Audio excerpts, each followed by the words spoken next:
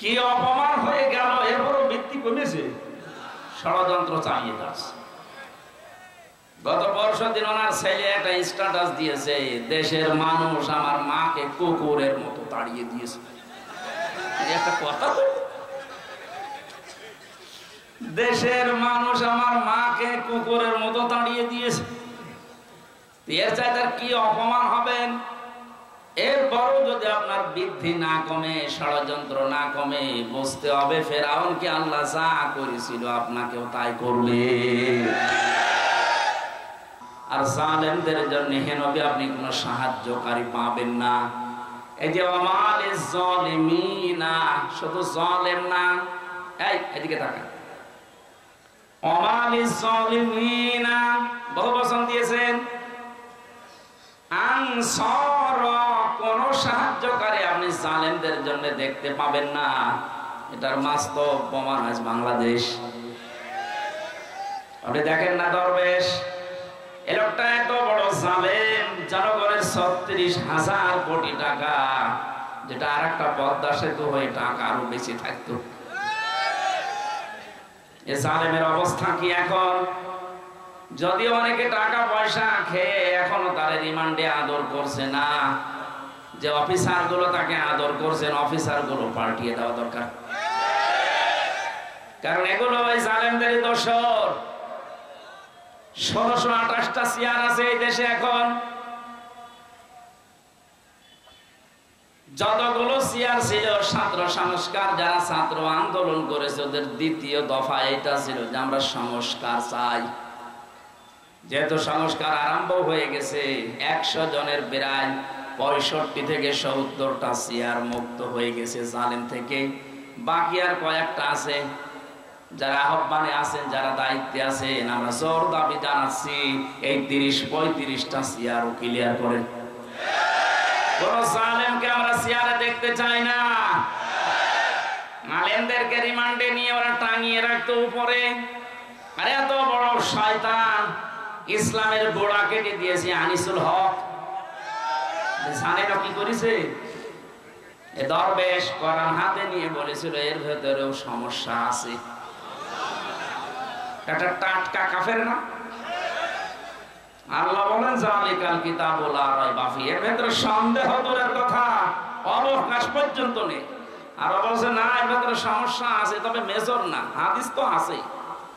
কোরআনে যে লোকটা সন্দেহ করতে পারে ওটা ইমানদার না বেঈমান? আরে বেঈমানরা শুনলাম রেখেছে এসি ঘরের ভেতরে, ওরা বাড়ির খাবার খাওয়াচ্ছে। আর আমাদের ২৪ ঘন্টা ফাঁসির কন্ডেম ছেড়ে তালা লাগিয়ে রাখতো। বাড়ির খাবার তো করে কথা, নিজের খাবারই দিত না। কারা দিচ্ছেন আমরা কিন্তু জানি, কারণ ওই পাতা আমার পড়া আছে। দরবেশের উল্টা পাল্টা টাকা আছে, তো এখান থেকে টাকা খাচ্ছেন আর ওর সাথে আচরণ ভালো করছেন। জালেমের সাথে কোনো আচরণ ভালো নেই, কারণ জালেমরা আল্লাহর মামলার আসামি। জনগণ তো মামলা দিয়েছে, ওরা সরাসরি কার মামলার আসামি? তাদের সাথে যে আচরণ করছেন এই দৃশ্যগুলো বাইরে এখন আসতেছে। মানুষ কিন্তু আবারও জালেম হওয়ার পায়তারা করবে, কারণ সামনে যারা আছে এরা যদি আবার থালা পায়, এরা মনে করছেন যে আল্লাহর ওলি হয়ে যাবে, এরাও জালেম হয়ে যাবে। সুতরাং এমন আচরণ করেন জালেমদের সাথে যেন কিয়ামত পর্যন্ত কেউ জালেম হতে না পারে। জালেমদের জন্য কোন সাহায্যকারী দুনিয়া আখিরাতে নেই। এ ঘোষণা কার? আল্লাহর এই ঘোষণা ভাইলাট করে, এই ঘোষণাকে ওভারটেক করে, ওভারকাম করে যারা জালেমদেরকে সাহায্য করছেন এখনো, আপনি থামেন না তো আপনিও কিন্তু টার্গেটে পড়বেন। কথা বলেন না কেন? আমি ইঙ্গিত দিলাম, কথা হয়তো আপনি বুঝেছেন না, বোঝার ভান করে বসে থাকবেন না। আল্লাহ বলেন ওয়ামালিজ জালিমিনা মিন আনসার, কোন জালেমের সাহায্যকারী কেউ হবে না। আল্লাহর ঘোষণাকে যারা ওভারকাম করে জালেমকে সাহায্য করছেন, আপনিও টার্গেট। হামজার কার? বলেন বলেন। জালেমরা যে আল্লাহর টার্গেট, এটা আমি বানালাম? হ্যাঁ, কোরআনে কারীম জানিয়েছে ইন্নামাস সাবিলু আলাল্লাযীনা ইয়াযলিমুনান নাস। সূরা সূরা 25 নম্বর পারা 6 নম্বর পৃষ্ঠা 13 নম্বর লাইনের 42 নম্বর আয়াতটা প্রথম অংশে আছে। তাফসীরে ফি জিলালিল কোরআনে পাবেন। আল্লাহ পাক বলেন, পৃথিবীর মানুষেরা আমি কিন্তু জালেমের বিরুদ্ধে নিজে মামলা দেব। সুতরাং এই 15.5 বছরে কে কি জুলুম করেছেন আপনি কিন্তু নিজে জানেন। হয় নফসের উপরে জুলুম করেছেন, নাই পরিবারের উপরে, নাই সমাজের উপরে, নাই রাষ্ট্রের উপরে, নাই জনগণের উপরে। যারাই জুলুম করেছেন তারা আল্লাহর মামলার আসামি।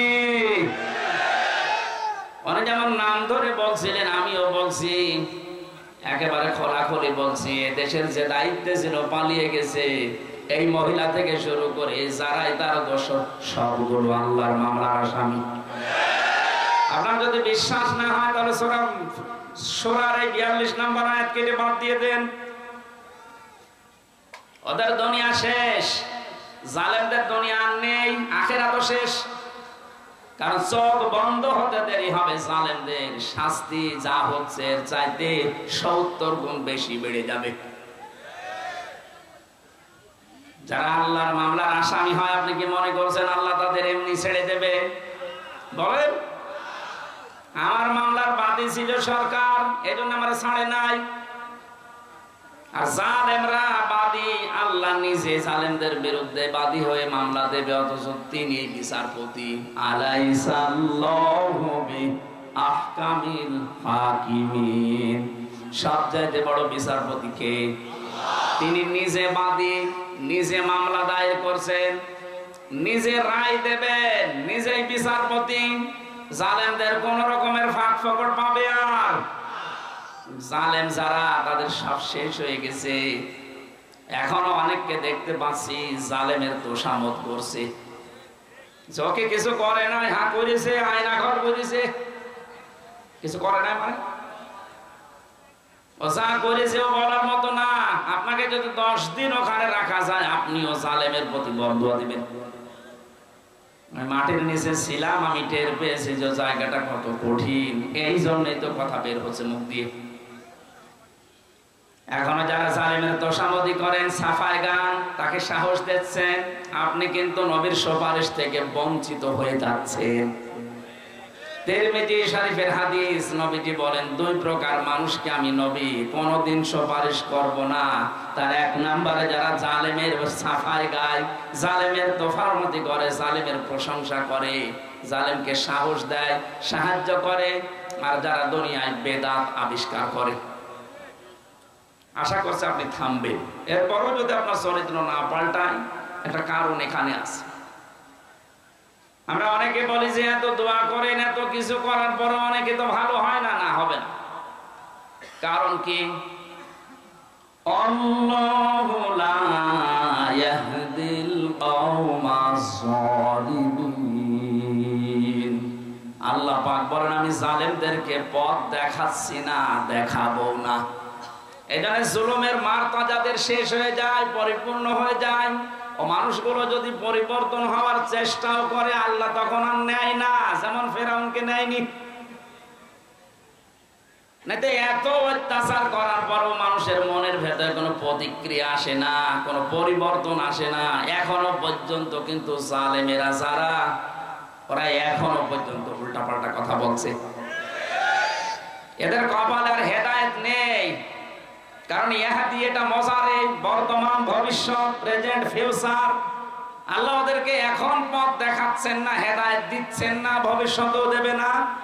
যদি কোনো জালেম ভালো হয়ে যায় তাহলে বুঝতে হবে কোরআনে আল্লাহর কথা ঠিক নেই। কথা বুঝতেছেন? কোন জালেমের জন্য ভালো হয় না, ও মরে যাবে, তারপর ওর বৃদ্ধি কমবে না।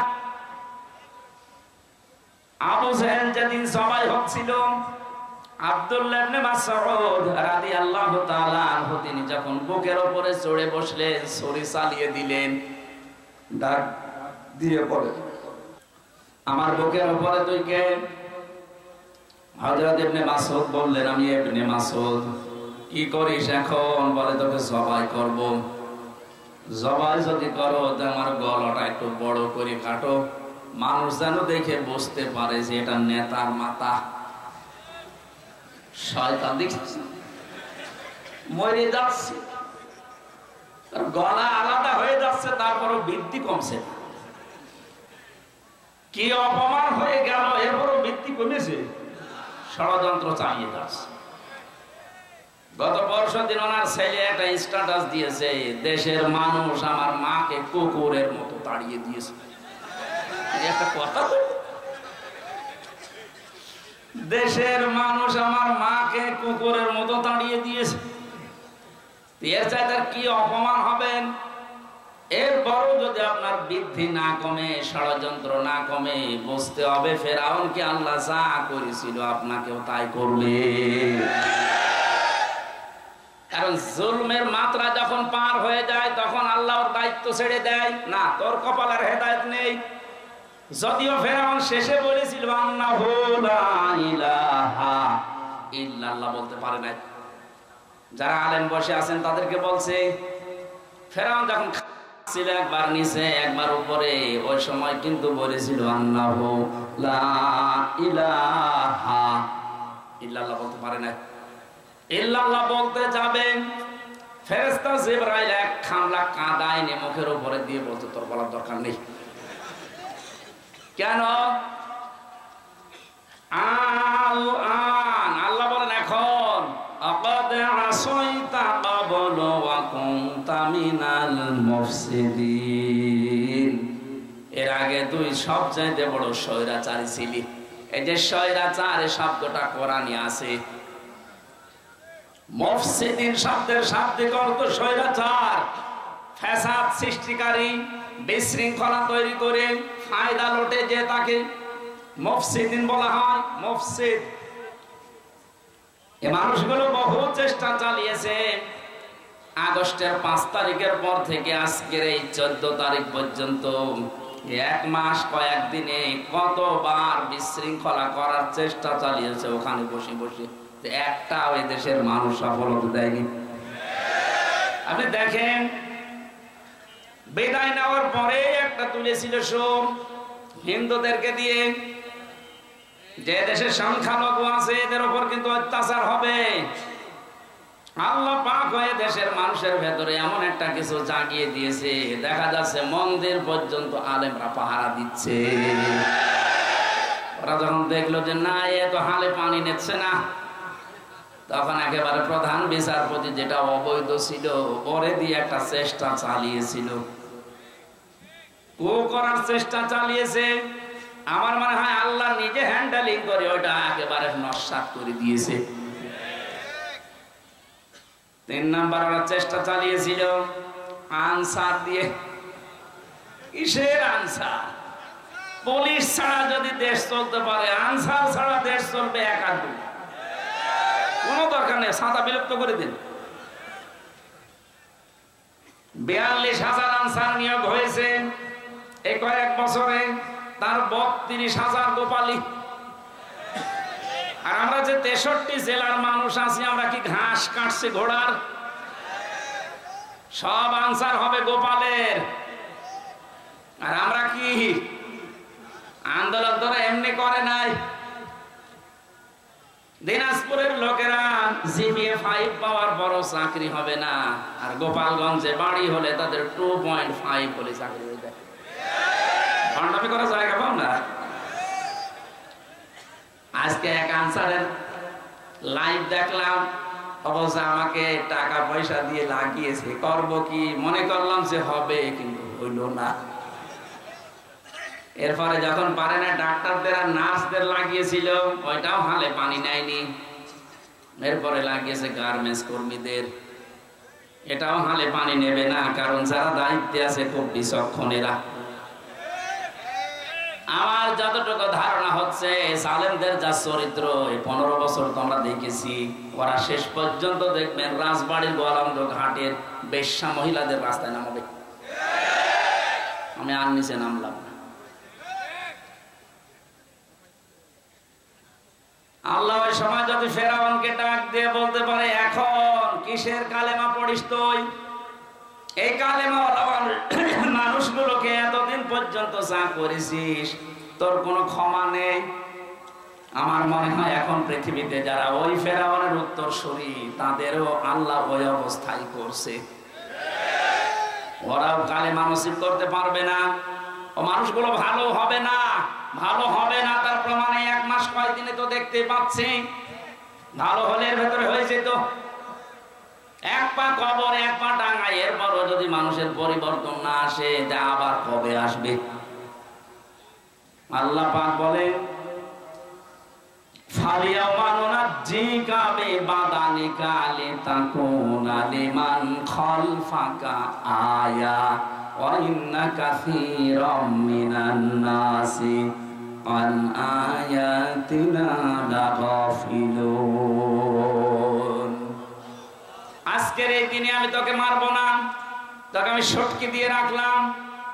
মেডিসিন লাগবে না, ঔষধ দেওয়া লাগবে না, পানিতে খাবে না, মাটিতে নষ্ট হবে না, পোকা মাকড়ে খাবে না, কিয়ামত পর্যন্ত তোর আমি নিদর্শন বানালাম।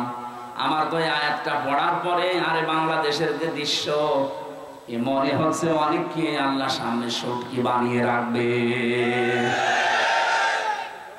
না তো বৃদ্ধি কমে না কেন? এত কিছু হওয়ার পরেও যদি মানুষের বৃদ্ধি না কমে, বুঝতে হবে আল্লাহ ওরে ফেরাউনের মতোই ধরবে। লিমান খালফাকা আয়া, আমাদের পেছনে যারা দুনিয়ায় আসবে তাদেরকে শিক্ষা দেওয়ার জন্য নিদর্শন হিসাবে।